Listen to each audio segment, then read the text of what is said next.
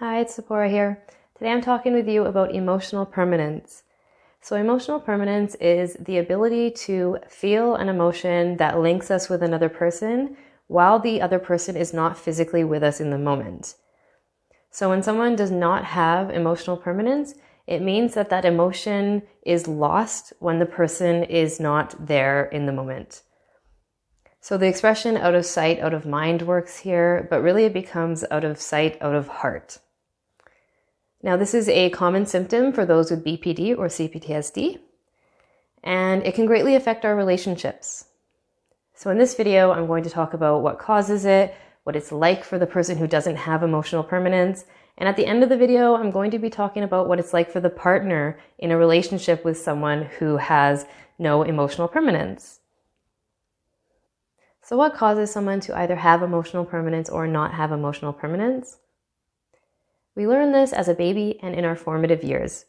And in a healthy upbringing, we learn to form an internal avatar of our primary caregivers and that emotional connection that we have with them. So basically, mom reassures the baby of the secure connection that they have, and it's able to be utilized when she's not even there because she has cared for, validated, been there for the emotional needs of the child, and this creates a secure attachment. When one is raised in an unhealthy upbringing and there is emotional and physical neglect, the ability to form the internal avatar is not there. So this means that there's no establishment of a secure emotional connection, and there's nothing in there to interact with when not physically with mother or the person that we're in a close connection with. So this definitely contributes to core anxiety. Like, imagine being in school as a child, and when you're there, you feel as if your mother doesn't even exist because there's no emotional connection to interact with while you're not physically with her. This is a very scary thing. So if this goes unhealed, it can of course affect our later relationships as we move through life. And it carries on with this inability to internalize the connection, and we have to really work on repairing this so that we can have healthy, fulfilling relationships. So what does it feel like for the person who doesn't have emotional permanence?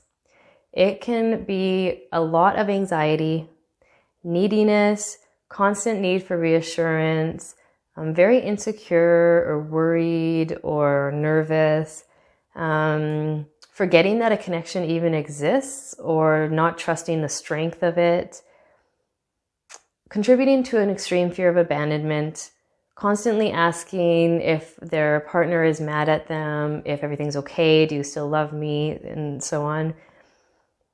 Being so uncomfortable, this anxiety can be so uncomfortable that it can even lead to sabotaging relationships or pushing the other person, like, if I leave you first, you can't leave me type thing, and also contributing to a BPD split, which is this pushing someone away behavior.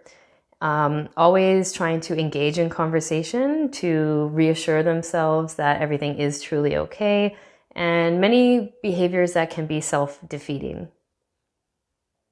So what is it like for the partner who is in a relationship with someone who has no emotional permanence? Well, the main thing that they're going to notice is a difference in the other person's personality from in-person to voice or text communication. This means that they might notice anything along the lines of neediness, constant questions, random communication that might not fit, defensiveness, aggressiveness.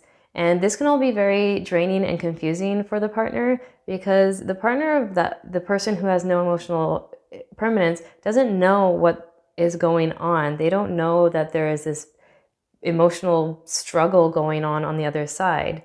And it can even be so draining that they might even want to end the relationship because of it.